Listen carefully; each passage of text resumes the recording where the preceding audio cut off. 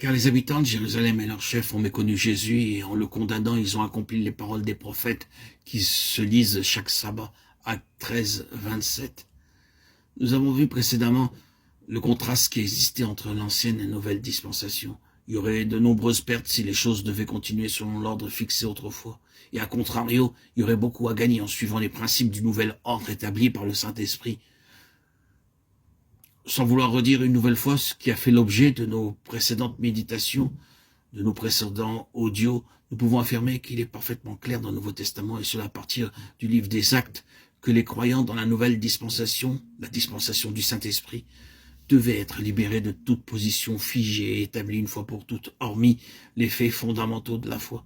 Même en ce qui concernait leur mentalité traditionnaliste et religieuse, à cause de tout l'enseignement qu'ils avaient reçu depuis leur plus tendre enfance, ils devaient sans cesse être ouverts au Seigneur, même pour ce qui pouvait paraître révolutionnaire. Ils devaient se garder d'être prisonniers d'un système, afin que le Seigneur ait toujours la liberté d'accomplir en eux une œuvre révolutionnaire pour réformer tous leurs concepts. Il n'y avait rien de contradictoire en cela, car la pleine signification divine de tout ce qu'ils connaissaient de la parole de Dieu leur était donnée. Le Seigneur avait réellement plus de lumière et de vérité à faire jaillir de sa parole, tellement plus que tout ce qu'ils possédaient déjà, et qui leur paraissait désormais bien peu de choses. Vous remarquez cependant qu'une crise avait été nécessaire dans le domaine spirituel et que parfois ils ont dû faire face à de sérieux conflits. Mais cependant, le Saint-Esprit avait suffisamment gagné de terrain pour pouvoir les conduire plus loin.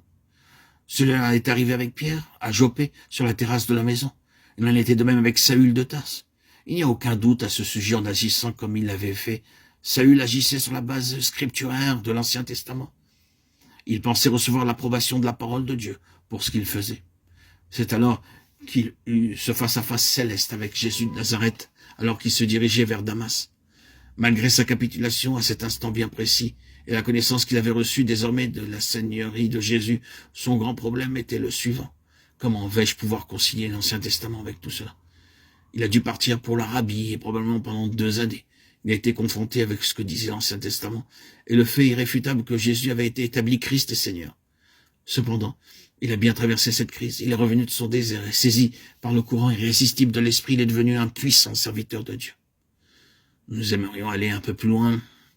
Nous avons dit que dans cette nouvelle dispensation, comme cela est manifesté dans le livre des Actes, les prophètes ont été interprétés d'une manière toute nouvelle et que la signification spirituelle de leur déclaration a été remise en lumière avec tout ce que cette nouvelle approche intérieure impliquait. Nous savons que l'inauguration de cette dispensation, le jour de la Pentecôte, a été attestée par la citation de nombreux prophètes. Cela a commencé avec Joël, mais c'est ici ce qui a été dit par le prophète Joël, Acte 2.16, avec bien d'autres citations de l'Ancien Testament se rapportant à cette période.